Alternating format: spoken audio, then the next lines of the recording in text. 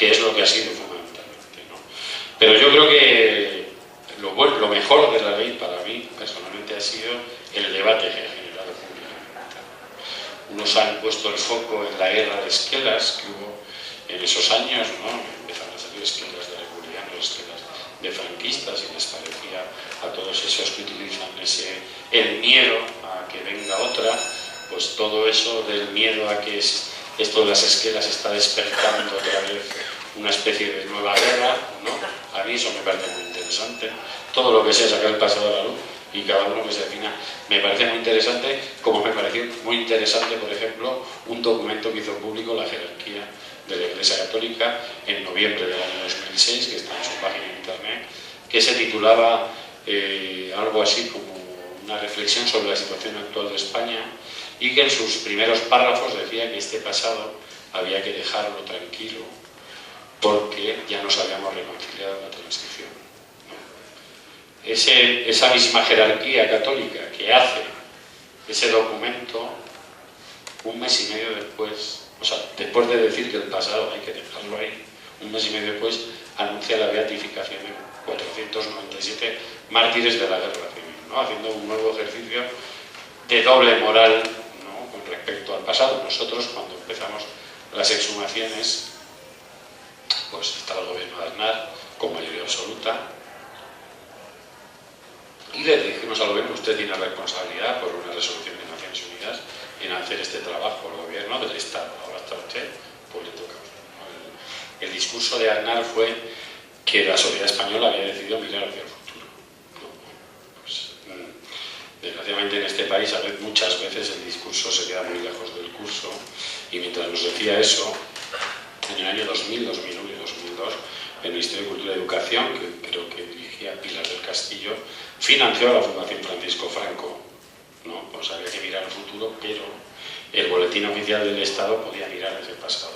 O mientras nosotros le solicitábamos esa ayuda, el Ministerio de Defensa abría una oficina para los familiares de la División Azul que habían muerto en el frente soviético, para ayudarles a repatriar cuerpos, a cuidar los lugares donde estaban enterrados a través del dinero que se le daba a una fundación alemana que se llama Volksbund, que se dedica a cuidar esos cementerios del frente soviético. Entonces volvían otra vez a mirar un pasado, ¿no? El discurso de la jerarquía de la Iglesia Católica pues hace ese mismo ejercicio, ¿no? Estamos dispuestos a hablar de nosotros como víctimas, pero jamás hablar de nosotros como verdugos, ¿no? Y bueno, pues todo lo que venía definiendo ese debate a mí me parece muy interesante, porque veníamos de una transición llena de silencios, ¿no? Yo, por poner un ejemplo, en el año 2003, cuando se cumplían 40 años del aniversario del asesinato de Kennedy, todos los medios de comunicación de este país llevaban una semana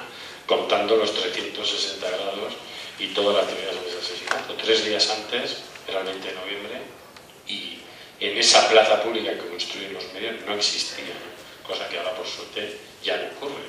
Pero había algo ahí que crujía, ¿no?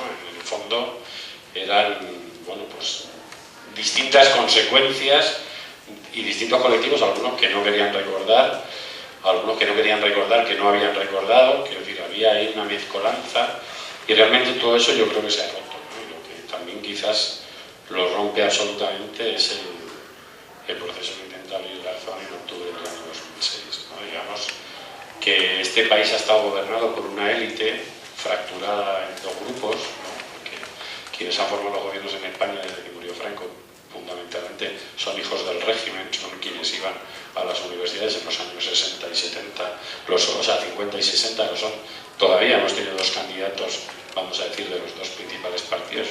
Uno era hijo de un piloto franquista, el otro de un juez franquista, y ellos son quienes han gestionado la política en estos años, independientemente de sus diferencias ideológicas y sus diferentes posicionamientos ante la dictadura. Lo que no han hecho jamás, ni los unos ni los otros, es amenazar sus privilegios, porque como clase social dominante que fueron, adquirieron una serie de privilegios a los que nunca han amenazado. Que empiecen unas exhumaciones, que empiecen unos actos no sé qué, no son una amenaza para ellos. Que un juez de la Audiencia Nacional se declare competente para investigar eso un hombre que con la policía judicial puede poner patas arriba muchas cosas y muchas biografías, eso sí fue una amenaza, ¿no? Y bueno, pues de ahí sale una simbiosis entre los dos grandes partidos que tiene que ver con el nombramiento de Carlos Vivar en septiembre del año 2008, casualmente un mes y medio antes de que Garzón inicie esa investigación, donde hay un acuerdo entre la ex vicepresidenta y el Partido Popular para poner a un juez que jamás ha redactado una sentencia que se vaya a estudiar en ningún sitio porque no lo ha hecho. Y uno dice, ¿cómo puede haber alguien en el Poder Judicial que sin méritos judiciales llegue tan alto, ¿no? Pues porque evidentemente ha hecho otro tipo de méritos, ¿no? Que tienen más que ver con lo político. Y cuando Garzón abre la causa, eso supone una amenaza para esa clase social que ha limpiado sus biografías, las ha blanqueado debidamente, ha creado colegios donde no se estudia ese pasado para que nadie un día sepa quiénes son, para que nadie un día sepa que hay unas empresas en el IBEX 35 que pues, participaron de un grave delito que fue el uso de esclavos políticos para hacer su fortuna. Algunos dicen que implicaba incluso en el tamallazo, como era la constructora San Román, que tienen una tradición histórica en su forma de obtener beneficios, ¿no? Que digamos que viene de ahí. Pero cuando Garzón abre la causa, en ese momento, pues seguro que hay un montón de gente a la que le saltaron muchas alarmas, porque un juez de la Audiencia Nacional puede hacer muchas, puede poner este país del revés, ¿no? Que le vendría bastante bien, creo yo, ponerse del revés, porque quizás esté del revés. Pero ahí realmente cuando se produce una amenaza que no había llegado en 30 años ni del Poder Legislativo ni del Poder Ejecutivo, porque apenas aquí se han tomado 4 medidas para las viudas, para los militares, para los presos, que decir, cosas tan injustas como indemnizar a un preso que está 3 años en la cárcel o más y que no haya ninguna indemnización para uno que está 2 años y 364 días, pues son cosas difíciles de entender. Cuando Gallardón, que fue en el año 2001, fue a reparar a los que habían estado entre 1 y 3 años y la indemnización por un año de cárcel era de 33.000 pesetas, ¿no? Que habrá gente que necesite más o menos ese dinero, pero es un insulto si no le va a poner el precio al año de vida de una persona en una cárcel de una dictadura, pues de valorarlo en 75 pesetas al día, que es lo que hizo el actual ministro de Justicia, pues realmente es insultante.